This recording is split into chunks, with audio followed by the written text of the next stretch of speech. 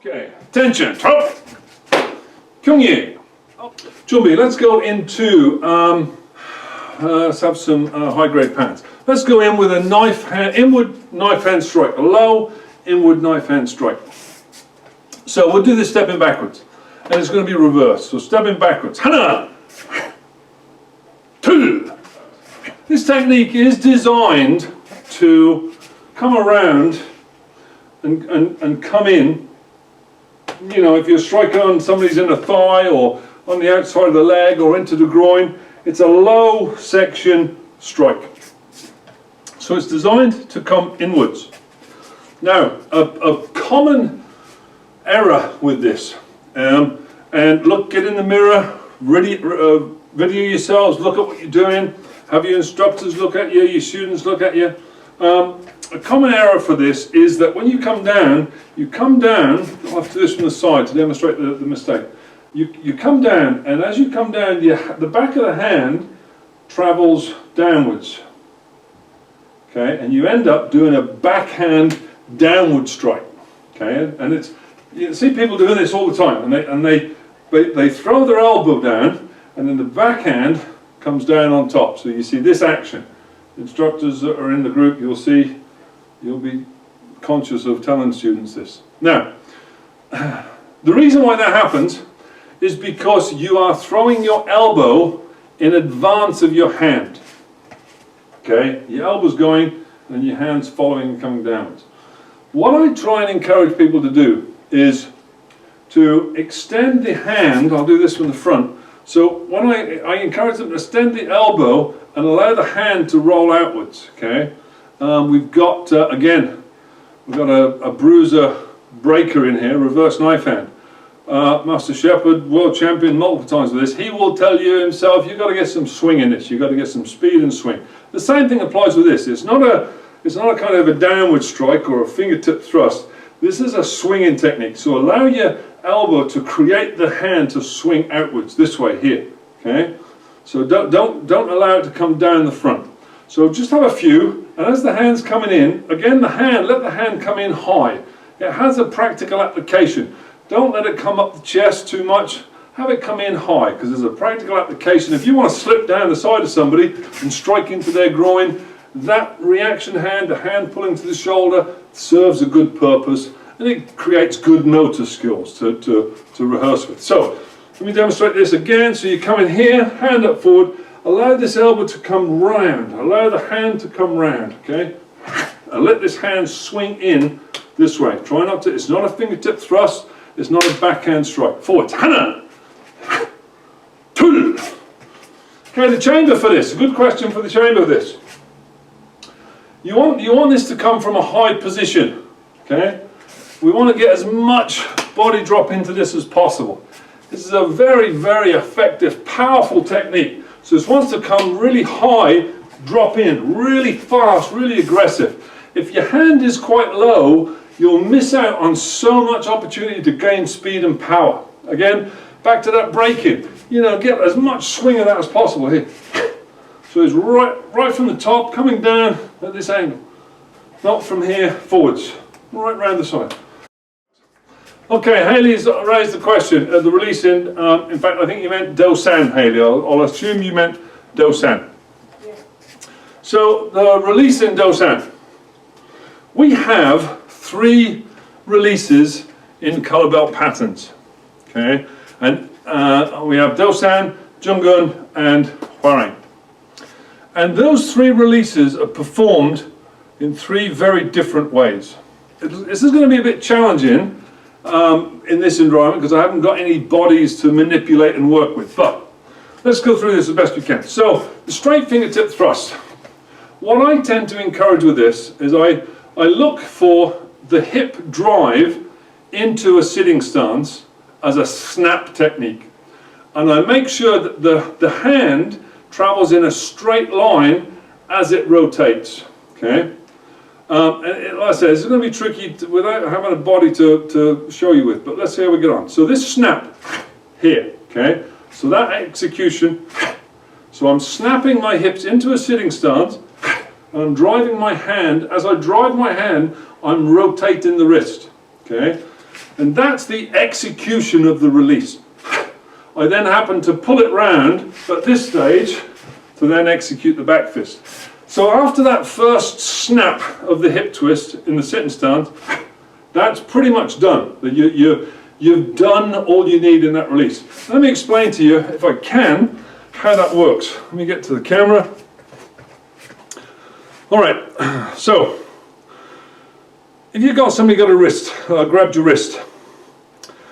If you rotate the wrist, okay, and you rotate into the finger and the thumb gap, okay, you want to rotate into that. I'm doing this in reverse because obviously my hands are backwards to you. But if somebody was grabbing in this plane, I wonder if I can do it like that. If somebody's grabbing in this plane, the snap of this going forwards, the nature of my forearm and my wrist, it gets wider, okay? So by creating that snap forwards, I'm forcing the hands to open. As I'm forcing the hand to open, the rotation of the wrist, okay, is forcing the thumb and finger to open as well. Okay, so the action of this driving forward and rotation helps snap the wrist to be open. Okay, so that's Do-san release. So the way I like to say it, again, you know, there's all sorts of applications and methodologies, and they're all great. But for me, this is a snap here. You're executing the snap in the release here to execute the back fist. So that's Do-san. But in order to explain that, I'll make use of this opportunity to finish off with the other two as well. Jungun is this is a different release. The previous one is rotational. It's a rotational force. Jungun is done by leverage. So how this one works, again, I'll try and, it's hard to do it on myself. First time I've done it like this, so this is all a good learning curve for all of us. So what's happening is I'm gonna create in my hand a small question mark. I'm going to try and just rotate the wrist and imagine I'm drawing a little question mark. As I draw that little question mark, what that does in the grab, okay, let me see if I can demonstrate it. What you're trying to encourage in this grab is for my wrist, or the grabbing wrist, to bend, okay? As soon as you get that bend in that wrist, it's a vulnerable wrist. So your object for this release is to get that wrist to bend. So from here, by applying the question mark, I'm forcing that wrist to bend, okay? As I force the wrist to bend, I'm now going to push down against what I call the web of the finger and thumb, okay? So this web of the finger and thumb, I'm now going to drive that and push that down into that, and that will force the fingers and thumb to open at the top. And a good way of practicing this, do it with somebody. If this works slowly, it's effective. Okay, if this doesn't work slowly, you've not got it right. Okay, so just get the wrist, rotate the wrist. So you're turning the wrist, you're flexing the wrist, and then you drive down against the wrist using leverage to break through the finger and thumb. So Do-san is done through rotational force.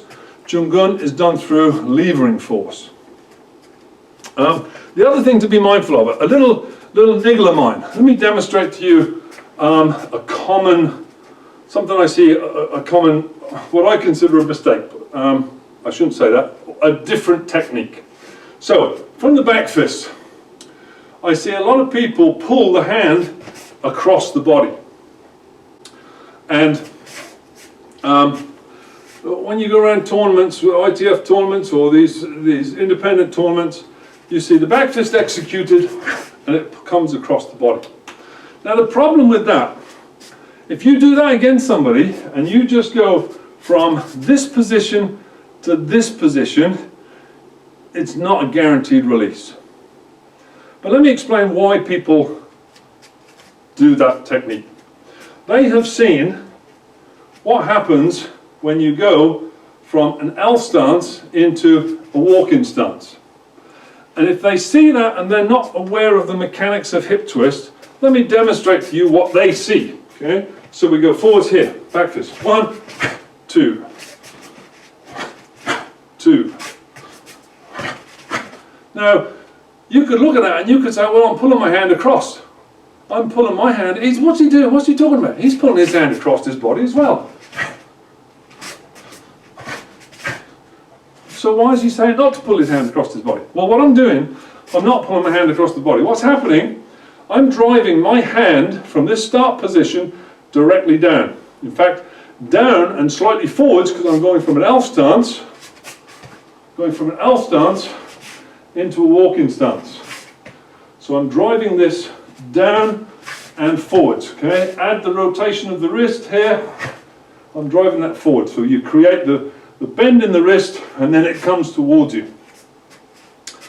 But because I put a hip twist into it, it now looks, and I step over, it now looks that I've gone from an L stance to a walking stance. Now, if I'm doing this correctly, my fist should end up in front of my belt, okay?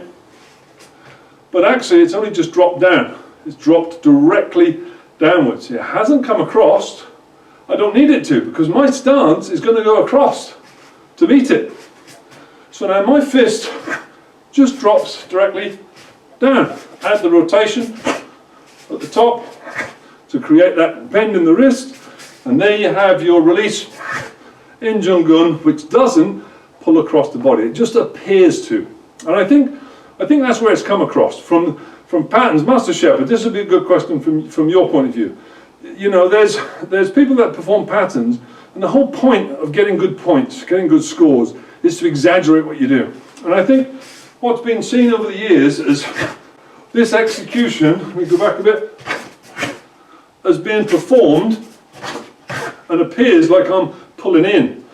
But the reality is, I'm just turning and meeting my fist. So that's just my take on that release. In Hwarang, there we have a grab. So we've got a grab. So now we've done a grab, okay?